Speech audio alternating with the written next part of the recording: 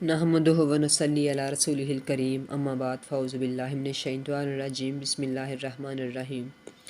انشاءاللہ ہم آج سے ہی اپنے سبق کا آغاز کریں گے اور سب سے پہلے میں عقائد کے متعلق کچھ بتانے کی کوشش کروں گی۔ اللہ تعالیٰ میری زبان کو آسان بنائے اور میری اسلامی بہنوں کو اس کو سمجھنے کی توفیق عطا فرمائے۔ اللہ تعالیٰ انبیاء کرام، سید الانبیاء، ملائکہ، آسمانی کتب اور آخرت کے متعلق ہمارے جو عقائد ہونے چاہیے، جو ہمارا ذہن ہونا چاہیے، وہ اس کے متعلق میں کچھ بیان کرنے کی کوشش کروں گی۔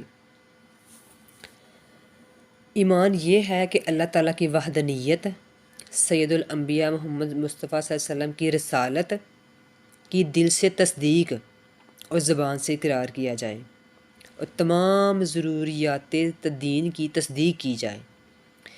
دین اسلام کی کسی مشہور و معروف بات کا انکار کرنا یا اس میں شک کرنا یا کسی شرعی حکم کا مذاق اڑانا یا کسی سنت کو ہلکا جاننا یا مذاق میں کوئی کفریہ جملہ بولنا کفر ہے۔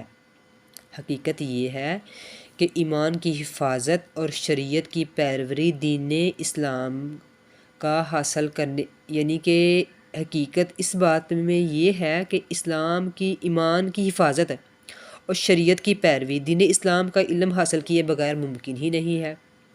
اس لیے آقا مولا صلی اللہ علیہ وسلم نے فرمایا کہ علم دین سیکھنا ہر مسلمان مرد اور عورت پر فرض ہے۔ یعنی یہ اس بات کی دلیل ہے کہ سرکار صلی اللہ علیہ وسلم نے فرما دیا ہے کہ دین اسلام حاصل کا علم، دین اسلام کو سیکھنا ہر مسلمان مرد اور عورت پر فرض ہے۔ جیسا کہ ہم پر نماز فرض ہے، ایسے ہی دین اسلام کو سیکھنا بھی فرض ہے۔ اگر ہم اس کو سیکھیں گے تو اپنی زندگی میں شامل کریں گے نا۔ اگر ہمیں کسی چیز کا پتہ ہی نہیں ہوگا تو پھر وہ کیسے ہم اپنی زندگی میں شامل کریں گے؟ اس لیے سرکار صلی اللہ علیہ وسلم نے فرما دیا کہ علم دین حاصل کرنا ہر مسلمان اور مرد اور عورت پر فرض ہے۔ سب سے پہلے اس میں آتا ہے اللہ تعالیٰ پر ایمان، یعنی ہمیں یہ تو پتہ ہے کہ اللہ تعالیٰ ہے، وہ کیا ہمارا ذہن ہونا چاہیے اللہ کے متعلق کہ وہ اللہ کیا ہے، ہمارا عقیدہ کیا ہونا چاہیے۔ اللہ تعالیٰ ساری کائنات کا خالق اور مالک ہے، یعنی خالق یعنی اس نے اس کو بنایا ہے اور مالک ہے، وہ ایک ہے، اس کا کوئی شریک نہیں، وہی عبادت کے لائق ہے، نہ تو وہ کسی کی اولاد ہے اور نہ اس کی کوئی اولاد ہے۔ یعنی اللہ تعالیٰ سے اس چیز سے پاک ہے، اسے کسی نے پیدا نہیں کیا، وہ خود اپنے آپ سے موجود ہے، وہ خود ہی ہے، ہمیشہ سے ہے اور اسی نے سب کو پیدا کیا ہے، اور وہ خود اس کی صفات میں ازلی اور ابدی ہے۔ ازلی اور ابدی ہے یعنی وہ ہمیشہ سے ہے اور ہمیشہ رہے گا۔ ازلی ہے، ابدی ہے یعنی وہ ہمیشہ سے ہے اور ہمیشہ رہے گا۔ اللہ تعالیٰ بے نیاز اور غنی ہے، وہ جسے چاہے زندگی دے، جسے چاہے موت دے، جسے چاہے عزت دے، جسے چاہے ذلیل کرے، وہ کسی کا محتاج نہیں، سب اس کے محتاج ہیں۔ وہ جو چاہے جیسا چاہے کرے، اسے کوئی روک نہیں سکتا۔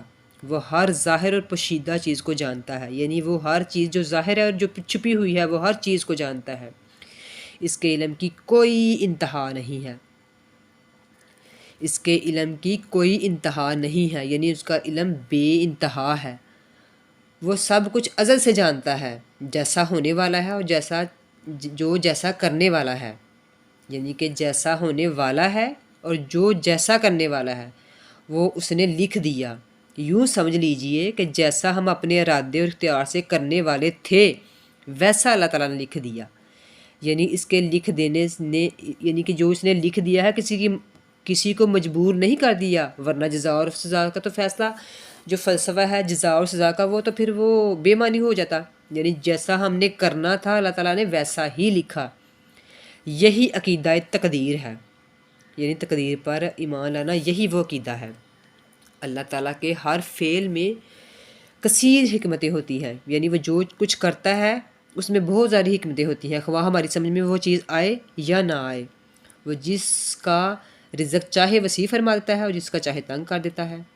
ایسا کرنے میں اس کی بے شمار حکمتیں ہوتی ہیں، کبھی وہ رزق کی تنگی سے آزماتا ہے اور کبھی رزق کی کثرت سے آزماتا ہے، اور وہ اس چیز سے زیادہ کسی کو آزمائش میں نہیں ڈالتا، کہ یعنی کہ جس چیز کو ہم برداشت کر سکتے ہیں، جس بوجھ کو اللہ تعالیٰ نے قرآن کریم میں شائع فرمایا ہے کہ اللہ تعالیٰ کسی انسان پر اتنا بوجھ نہیں ڈالتا جس کو اس کو برداشت کرنے کی مطلب کہ اس میں طاقت نہیں، اس میں ہمت نہیں ہے. اتنا ہی بوجھ ڈالتا ہے وہ جو ہم برداشت کر سکتے ہیں، جو ہم اٹھا سکتے ہیں. اتنی ہی آزمائش اللہ تعالیٰ ہم کے اوپر ڈالتا ہے، اتنی ہی کرتا ہے، اس سے زیادہ نہیں ڈالتا، اور زیادہ نہیں ہم سے وہ کام کرواتا جو ہم کر نہیں سکتے. اور اس کا یہ فضل اور یہ اسی کا فضل کرم ہے کہ مسلمانوں کو تکلیف بر بھی اجر و ثواب عطا فرماتا ہے. اچھے کام کو خدا کے فضل و کرم کی طرف منسوب کرنا چاہیے، یعنی کہ یہ ہم نے اس لیے اچھا کام کیا کہ اللہ تعالیٰ نے ہمیں توفیق دی. اور برے کام کو شامت نفس سمجھنا چاہیے، یعنی ہمارے اپنے نفس، ہمارے اندر کے جو شیطان ہے اس نے ہمیں یہ کہا تو پھر ہم نے کیا. اللہ تعالیٰ کی تمام صفات اس کی شان کے مطابق ہیں، یعنی اس کی جتنی بھی صفات ہیں وہ اس کی شان کے مطابق ہیں. وہ دیکھنے کے لیے آنکھ، سننے کے لیے کان اور ارادہ کرنے کے لیے ذہن کا محتاج نہیں. جیسا کہ ہماری آنکھ ہے تو ہم دیکھتے ہیں، ہمارے کان ہیں تو ہم سنتے ہیں، ہماری زبان ہے تو ہم بولتے ہیں، لیکن اللہ تعالیٰ اس چیز سے پاک ہے. اس کو بولنے کے لیے زبان، دیکھنے کے لیے آنکھ اور ارادہ کرنے کے لیے ذہن کی ضرورت نہیں ہے، اور وہ اس ہر چیز سے پاک ہے. یعنی جس چیز ہمیں مثلاً کی مثال کے طور پر ہماری زبان ہے تو ہم بول رہے ہیں، اللہ تعالیٰ کو اس چیز کی ضرورت نہیں ہے، وہ اس چیز سے پاک ہے، وہ جسم سے پاک ہے، اور وہ ہر شے ہر چیز پر قادر ہے. اس کے لیے ہر عیب اس کے لیے محال اور ناممکن ہے. ہر عیب اس کے لیے محال اور ناممکن ہے، کیونکہ وہ ہر عیب اور نقص سے پاک ہے. جو ہر عیب اور نقص سے پاک ہے وہی میرا رب ہے. اس کو آسان الفاظ میں یوں سمجھیے کہ اللہ تعالیٰ کوئی ہم چیز کو کچھ کرتے ہیں، کچھ سوچتے ہیں، کچھ کرتے ہیں، مطلب کہ جو جیسے آنکھ، کان، ناک، مطلب کہ ہم کھاتے ہیں، ہم زندہ ہیں، ہم کھاتے ہیں اس لیے زندہ ہیں، ہم پانی پیتے ہیں اس لیے ہماری پیاس بجھتی ہے، لیکن اللہ تعالیٰ کو کسی چیز کی ضرورت نہیں ہے. وہ ہر عیب ہر نقص سے پاک ہے. آسان اور سادہ الفاظ میں یہ کہ اللہ تعالیٰ وہ ہے جو عقل میں نہیں آ سکتا. جو عقل میں آ گیا وہ رب نہیں ہے، اور جو عقل میں نہیں آ سکتا وہ میرا رب ہے. اور میرا رب وہ ہے جو کسی کی عقل میں نہیں آ سکتا. اس چیز سے سمجھیے کہ اللہ تعالیٰ تو وہ ہے کہ جو ہم نے کرنا تھا وہ اس نے لکھا، جو ہم نے نہیں کرنا تھا وہ اللہ تعالیٰ نے ہمیں اس چیز میں تقدیر کیا ہے؟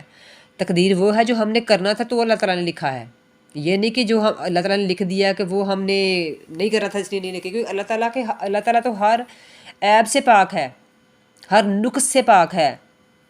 میرا رب بہت کریم ہے، بہت رحیم ہے، بہت ہی زیادہ فضیلتوں اور عظمتوں والا ہے. بس وہی میرا رب ہے. جو عقل میں آ گیا وہ رب نہیں ہے، جو عقل میں نہیں آ سکتا وہی رب ہے.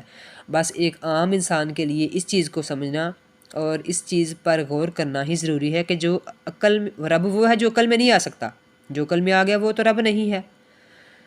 بس یہ عقیدہ ذہن میں رکھیں کہ میرا رب بہت ہی بڑی فضیلتوں اور عنایتوں کا مالک ہے. بس اس کے رب کے علاوہ کسی کی بات کرنی نہیں. وہ وحدہ لا شریک ہے، اس کا کوئی شریک نہیں. انشاءاللہ آج اللہ تعالیٰ کے اوپر ہم نے کچھ چند الفاظ میرے رب کی توفیق سے، میرے رب نے توفیق دی اور میں نے وہ کام کیا. اور کل انشاءاللہ ہم رسالت اور نبوت پر ایمان کیسا ہونا چاہیے، کیا ہمارے خیالات ہونے چاہیے، انشاءاللہ ہم کل اس پر گفتگو کریں گے. اور اگلا ہمارا موضوع وہ ہوگا. اللہ تعالیٰ آپ کو تمام کو اپنے کرم اور حفاظت میں رکھے. اور آخر میں دعا ہے کہ یا کریم ہر انسان، جاندار، چرند پرند، تجھ سے مانگنے والے، نہ مانگنے والے، تیرے نیک، تیرے گناہ گار بندے، ہر عالم اور ہر اس میں رہنے والی ہر مخلوق جو تیرے علم میں ہے، جنات، پرندے و موکلات، ہر قسم کی آج تک آنے والی اور گزشتہ نسلیں اور موجودہ قیامت تک آنے والی نسلوں کو ہر قسم کا جسمانی، روحانی اور بہترین رزق عطا فرما. ہر قسم کا حلال زندگی سے دور کر دے، اور ہر قسم کے حلال تک حرام ہم سے دور کر دے، اور حلال تک ہم کو پہنچا دے، اور پہنچنا ہمارے لیے آسان فرما دے. ہر قسم کی خیروں، برکتوں اور عافیتوں کے فیصلے فرما دے، ہر قسم کی علت، قلت اور ذلت سے بچا دے، جیسا کہ تو ہمیں چاہتا ہے ویسا بنا دے۔ دل کی دنیا بدل دے مولا، دل کی دنیا بدل دے مولا، دل کی دنیا آباد کر دے اور خاتمہ ایمان پر کرنا۔ آمین ثم آمین یا رب العالمین۔ السلام علیکم ورحمۃ اللہ وبرکاتہ۔